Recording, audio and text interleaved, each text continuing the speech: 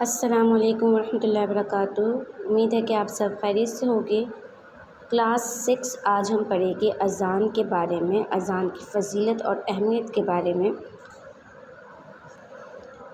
اسلامیات کے بک کے page number 47 پر آپ کا چیپٹر ہے اذان، فضیلت و اہمیت۔ تو سب سے پہلے ہم اذان کے معنی پڑھیں گے کہ اذان کے معنی ہیں بلاوا یا اعلان کرنا، مطلب اطلاع دینا نماز کے لیے۔ نماز کا وقت ہوتا ہے تو عربی کے چند الفاظ کہے جاتے ہیں، کچھ کلمات بلند آواز میں کہے جاتے ہیں، ان کلمات کو اذان کہا جاتا ہے، جو مسلمانوں کو 5 وقت بلانے کے لیے کیا جاتا ہے۔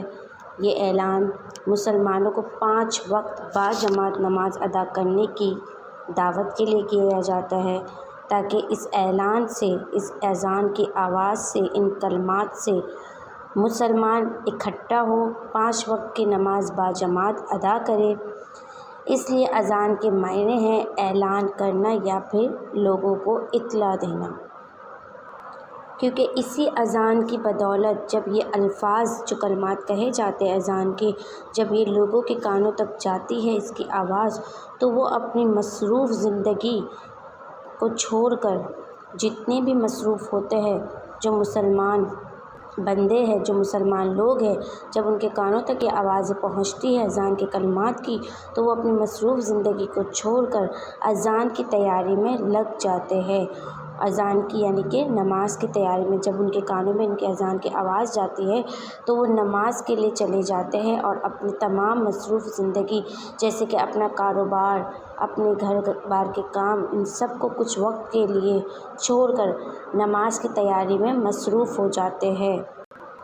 اذان کے کچھ مخصوص الفاظ ہیں جن میں سب سے پہلے اللہ تعالیٰ کی بڑائی بیان کی جاتی ہے، پھر توحید کی گواہی دی جاتی ہے، اس کے ساتھ یہ بھی گواہی دی جاتی ہے کہ آپ صلی اللہ علیہ وسلم اللہ کے رسول ہیں، پھر نماز اور کامیابی کی طرف بلایا جاتا ہے، اور آخر میں پھر اللہ کی عظمت اور توحید کے الفاظ دہرائے جاتے ہیں۔ نماز اور اذان کی ابتدا کے نبوت کے 12 سال کے بعد نماز فرض ہو چکی تھی، مگر ہجرت مدینہ کے بعد مسلمانوں کو ہر طرح کی عبادت کرنے کی اجازت مل گئی تھی، اور مسلمانوں کی تعداد میں بھی اضافہ ہو چکا تھا۔ تو اس بات کی ضرورت محسوس کی گئی کہ مسلمانوں کو مقررہ اوقات پر نماز کے لیے بلانے کا کوئی طریقہ اختیار کیا جائے، کیونکہ اس سے پہلے جب مکہ میں مسلمانوں کو نماز پڑھنے کی اجازت نہیں دی جاتی تھی، وہ چھپ کر نماز ادا کیا کرتے تھے، اس لیے انہیں نماز ادا کرنے کے لیے بلانے کی ضرورت پیش نہیں آئی، کیونکہ جب انہیں نماز پڑھنے کی اجازت ہی نہیں تھی تو ان کو بلاوے کی بھی ضرورت نہیں پیش آئی۔ تو کیونکہ وہ لوگ جو مسلمان تھے تب وہ کیا کرتے تھے، وہ چھپ کر نماز پڑھا کرتے تھے، تو اس وجہ سے اس وقت اذان اعلانیہ طور پر نہیں دی جاتی تھی۔ لیکن جب مسلمان مکہ سے ہجرت کر کے مدینہ آ گئے اور یہاں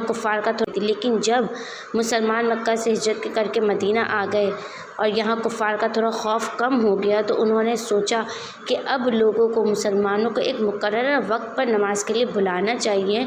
تب آپ صلی اللہ علیہ وسلم نے اپنے صحابہ کرام کے ساتھ مل کر یہ فیصلہ کیا کہ اس بارے میں انہیں سوچنا چاہیے، لیکن ابھی کچھ فیصلہ بھی نہیں ہوا تھا، کچھ بات چیت بھی نہیں ہوئی تھی۔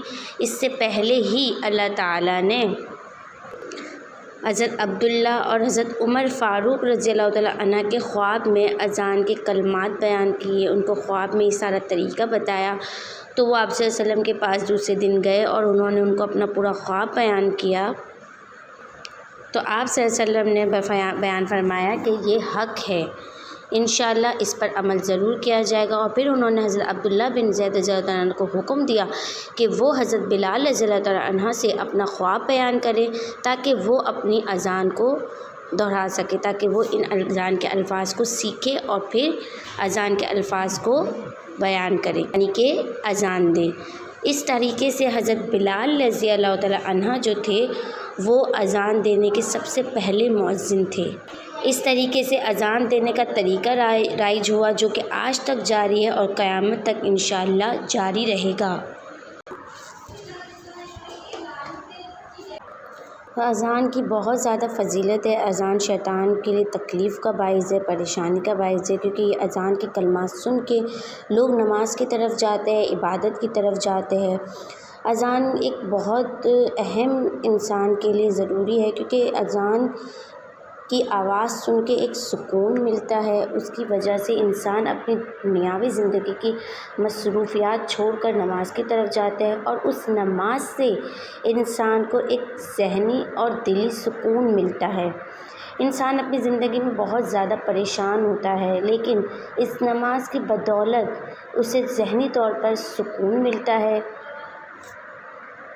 اور یہ ساری چیزیں شیطان کو گوارا نہیں ہوتی ہے، کیونکہ وہ ہم عبادت کرتے ہیں، پھر ہمیں سکون ملتا ہے، اور شیطان ہمارا سکون ہٹانے کی کوشش کرتا ہے، لیکن نماز کے ذریعے ہمیں سکون ملتا ہے، تو یہ شیطان کے لیے کیا ہوتی ہے؟ ناکامی ہوتی ہے۔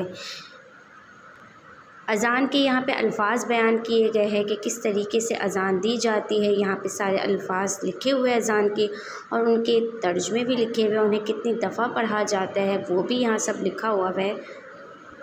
یہاں اذان کا پورا طریقہ ہے کہ حی علی الصلاۃ کے الفاظ کہتے ہوئے مؤذن کے لیے ضروری ہے کہ وہ اپنے چہرے کو دائیں طرف پھیرے، اسی طرح حی علی الفلاح کی جگہ وہ کیا کرتے ہیں؟ اپنے چہرے کو بائیں طرف پھیرتے ہیں۔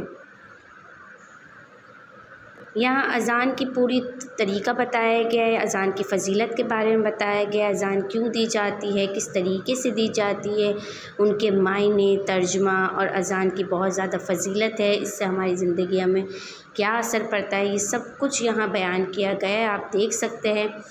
ہوپ سو کہ آپ کو اچھے سے اس اذان کی اہمیت کے بارے میں پتہ چل گیا ہوگا۔ یہاں چیپٹر میں آپ اچھے سے اس کو ریڈ کر سکتے ہیں، اور اس کو پڑھ سکتے ہیں اور سمجھ سکتے ہیں۔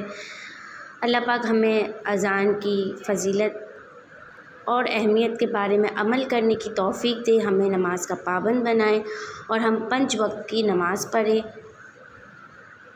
جزاک اللہ۔ اللہ حافظ۔